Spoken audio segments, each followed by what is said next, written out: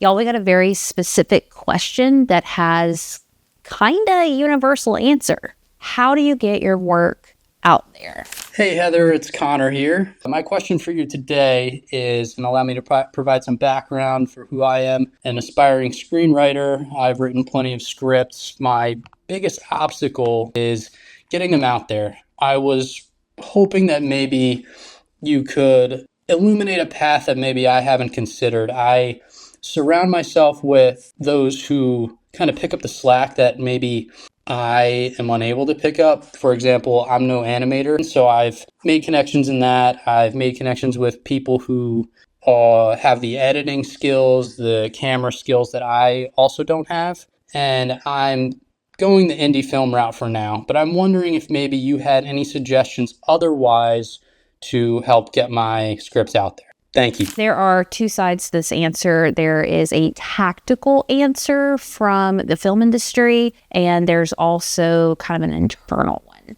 So I'm going to address the internal one first, and then I'm going to kick it to my friend Jay, who's an independent filmmaker and has some words of wisdom for you. But before kicking it to him, y'all hear that? Him or Jesus? I wanted to point out a couple of things that you said. You just said you were pulling people in to help you and that you were great at building connections. You just said that. So that is your superpower, my friend. Do you know how many people would kill to have that natural ability to network, to pull together a team, to notice where they're weak and find people who are strong in that area and have the gumption, is gumption a word? It sounds so old, to pull people in?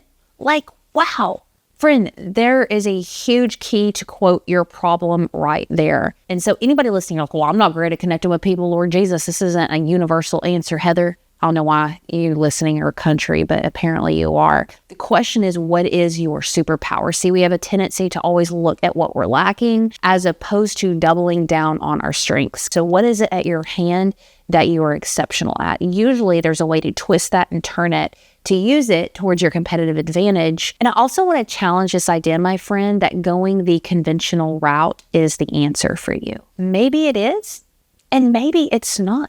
I'm not saying going the conventional path is bad. I mean, I'm very interested in the film industry. I have an agent. I go to acting class every single week.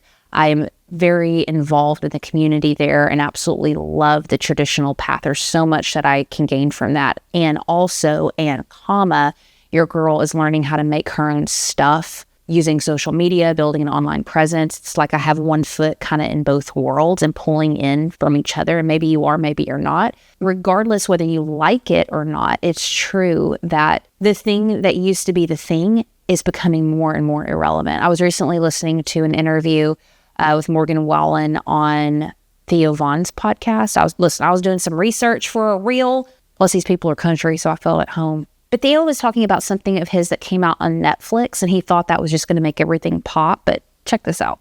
And damn, it didn't do anything. No, we give them that power. I think I always did, especially when I was coming up. I gave the media that power. Yeah, now it's like somebody offer you a TV show. I've turned down television shows left and right. It's just like I would just have more success because I found success eventually by just starting my own thing. So, friend, number one, use your superpower. You're like, oh yeah, I'm good at doing this and that, but whoa, dude, back it up. If you're great at connecting with people, go connect with more people and higher level people and start building connections and relationships with people who are a little bit above you or a few steps ahead of you. I think sometimes we go towards like the really big and shiny, like, hey, I'm going to go DM Will Smith. I mean, you can try, you can go ahead and go for that. But think about who's one or two steps ahead of me and start building relationships with those people. What is your superpower? Lean all the freaking way into it and own it. And number two, really challenge this idea that you need to go the conventional path, that you need to go get somebody's attention, that you need a gatekeeper, that you need somebody to give you permission, that there is some magical key and a one-way path like there used to be. There's not anymore, which Jay, my friend, sometimes says makes things a little harder because there's an oversaturation of stuff.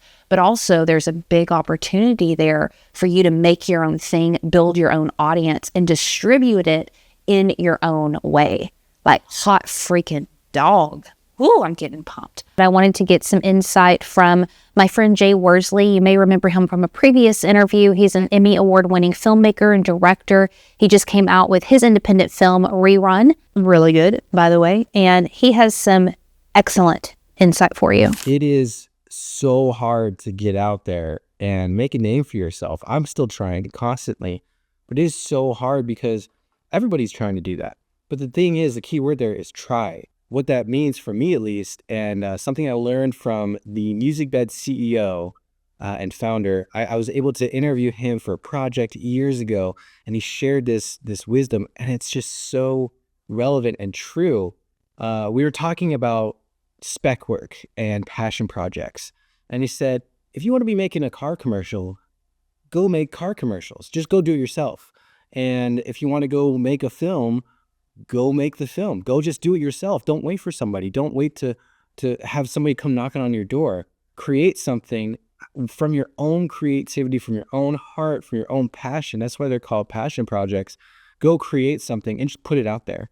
And so where I see that relevant to my career and also careers of other creatives is this gives you the opportunity to really push your creativity and show off your creativity and what you can potentially do, because when you're doing client work, you're kind of under the thumb of the client, and you can't flex creatively so much because you've got brand guidelines, you've got different key stakeholders that are putting in their opinions. But if you have something that is a passion project, that is your full control, that you are in control of every aspect of it, or at least you're partnering with friends or other creatives that together coming, and there's nothing really at stake other than just time, you're able to really flex what you can do. So from like a writing standpoint, the best way to get out there is to partner with a filmmaker or videographer or producer or somebody and just say, hey, I just want to make something, and get it out there any way that you can, whether it's YouTube or social media or just anything, and just keep creating that stuff. Because what has worked for me is the same thing, creating passion projects. I did a Sprite spec ad, and what a spec ad is it's a fake ad. I did a Sprite spec ad, and I created this really fun story. I created this really great these great visuals. It felt nostalgic. It was really fun, and I had a blast doing it, and I had full creative control over the story. I did it. Sprite was like, hey, cool, good job. Didn't get anything from them, but I was able to impress Four Seasons area directors from it, which is like completely different genre, but I was able to create some sort of buzz around it, and they saw it and they're like, we like his storytelling. We want his storytelling.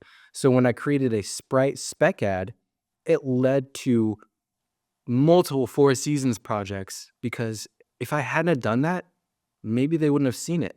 Maybe I would have gone unnoticed, but I would have lost so much opportunity just from that.